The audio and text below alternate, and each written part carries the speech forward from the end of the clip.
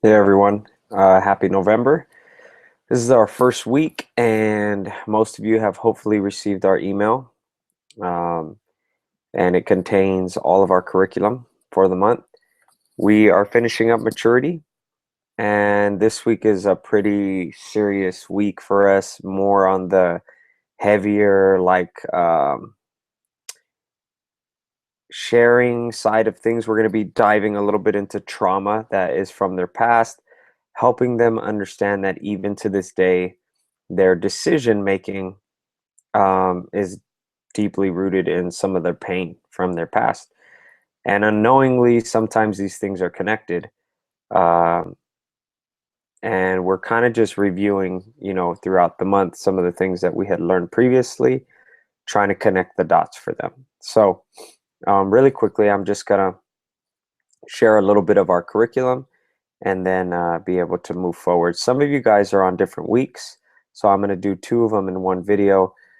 Basically, as I open up the circle, I'm just saying something like, hey, everybody, over the last couple of weeks, we've been talking about cognitive maturity, and I utilized, some of the examples we had used before. Okay, we talked about how can we raise the level of that logical reasoning? How can we raise the level of maturity when it comes to our reasoning? What are some things we talked about doing? In my group, some of them talked about positive peer pressure, getting around people who are going to positively impact your life, speak into your life, affect your judgment and the way you think, right? I often ask them, what would your life be like if you had to spend 2 weeks with me, 24 hours a day? How would it change? What kinds of things would you start seeing? Do you think you'd be more mature hanging out with me for that long? What habits would change? What in your thinking would change? Um, and then I move forward and I'll start talking about how it's not just positive peer pressure, but sometimes gaining knowledge. I talked about the importance of reading books. I talked about the importance of reading articles and so on. And then transitioning, I would now jump into and review a little bit of our next one, which was emotional maturity. And we talked about the mind, but how do we now get in touch with our emotions and have a good balance and the ability to practice mature ways when it comes to dealing with our emotions, right? And one of the things that we did is we went over this emotional signs of maturity, and we read through each one of them. And if you haven't done that, make sure you do that this week. That is very important. I always use the analogy of, man, how many of you guys, when you were growing up, you would lean up against the wall and ask your mom or dad to do a little pencil mark to show how much you were growing. And then the next 3 months you did it, and then 6 months and a year, and you see, man, you've grown. And then I ask them, how many of you guys have ever asked yourself this question? Am I maturing or not? You know? And a lot of kids say, yeah, I've asked myself that internally. And I say, these are things, these are benchmarkers that you can use to answer that question. Hey, I'm becoming more resilient. I'm more optimistic. I'm approachable. I'm calm. I have personal growth and a desire to learn. And I refer back to this and I just talk about how, you know, logically, we want to raise that level of maturity. Emotionally, we want to move into a mature place. And these are all connected to making healthy choices, right? And for us, we want to make sure that teens are making decisions based on values and character and not simply on feelings or whims. And we want them to start asking questions and getting input from others before making these decisions that could potentially change their entire life. Um, I told you a couple weeks ago I did an intervention on a murder here in Pomona the first time. These boys, 14 and 15 years old, man, they made a choice to kill this boy, and they got charged with it. They got locked up. Another kid, he got shot this past week. He refuses to cooperate with police to this day. He made a choice, right? Other kids, they're having sex before marriage. They're messing around. They end up getting pregnant, right? Totally changes their life.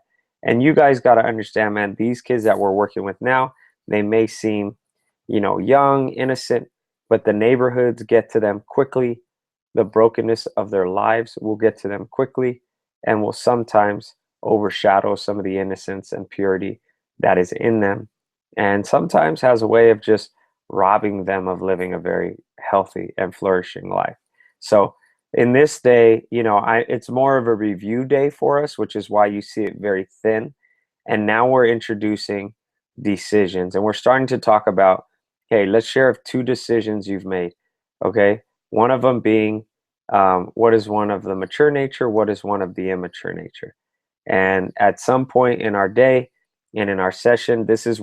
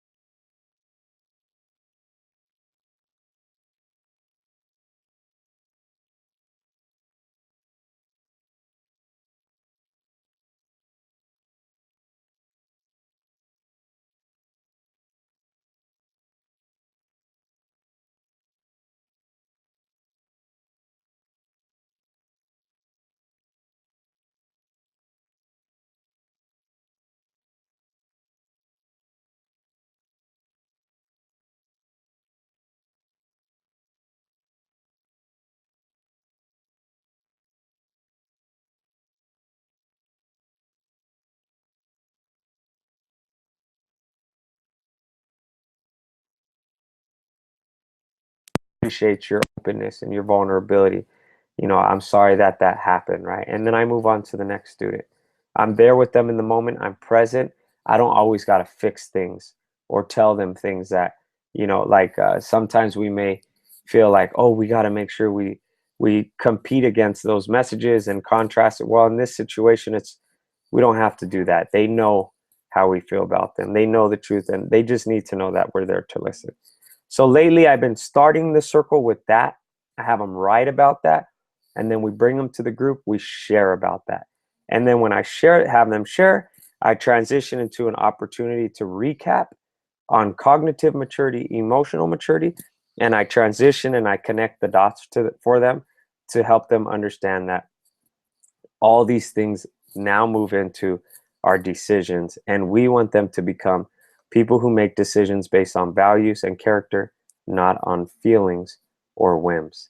And I end by showing this video clip here, and this is just a real quick clip about Juno and how she makes a decision to walk out of an abortion clinic and not make a life-changing decision, right? For some of you guys, we are moving into the other category, because some of us are a week behind, a week ahead.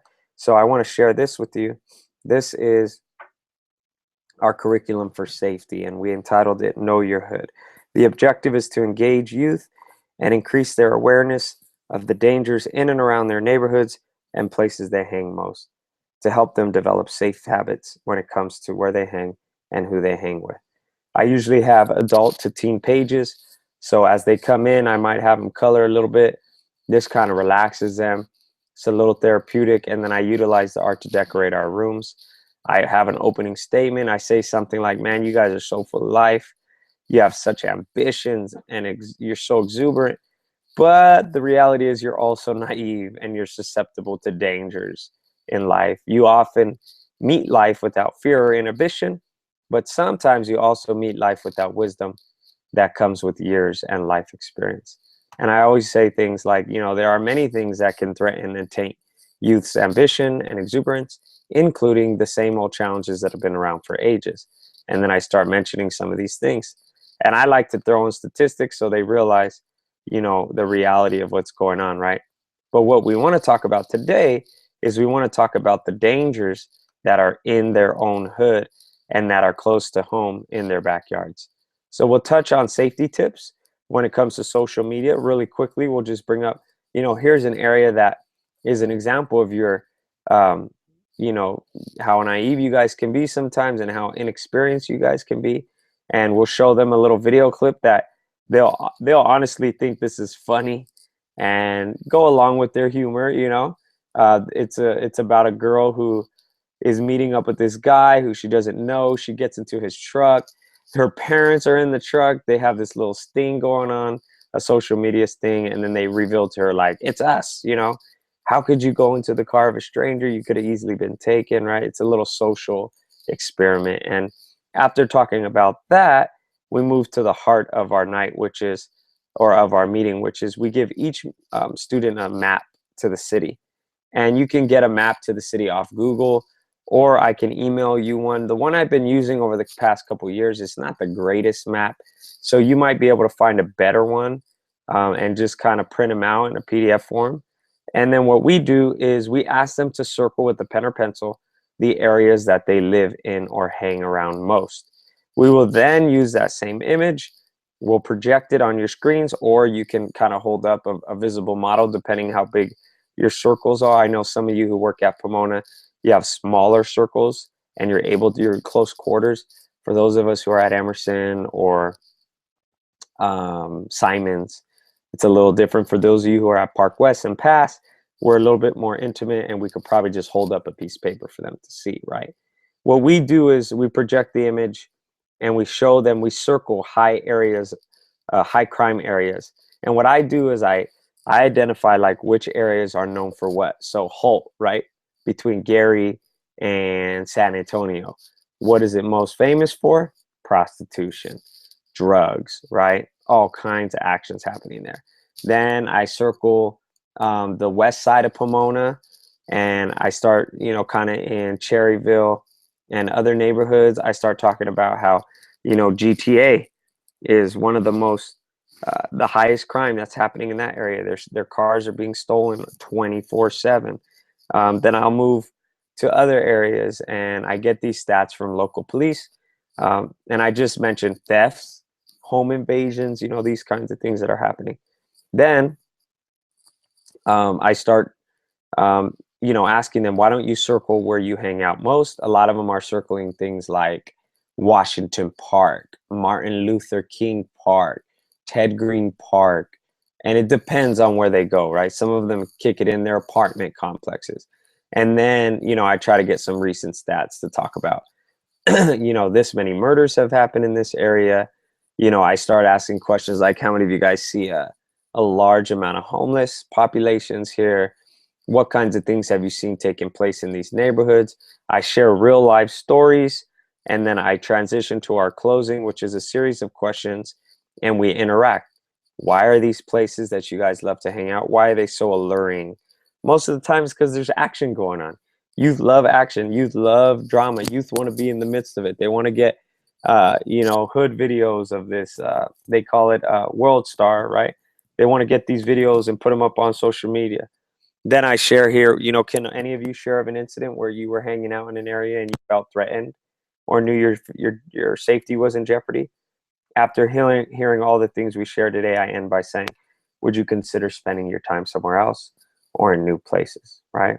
So that's a quick, simple safety intro. We want them to become more aware of the dangers in their neighborhoods, to consider a change in the people that they hang out with, um, and just kind of giving them information that definitely will help them. So I hope this helps. You guys can get creative and kind of work off of these things. Remember, these are just skeletons. We are still developing some of this stuff and, making it better. So feel free to give any suggestions, utilize any videos. Everybody has their own style. I love videos. I'm always playing music in the background. I love art. And then, of course, I love engaging them and having them have contemplative um, opportunities and introspective moments, and helping them get in touch with really what's going inside. So hope you guys have a great day and a great week and a great month. Talk to you guys soon.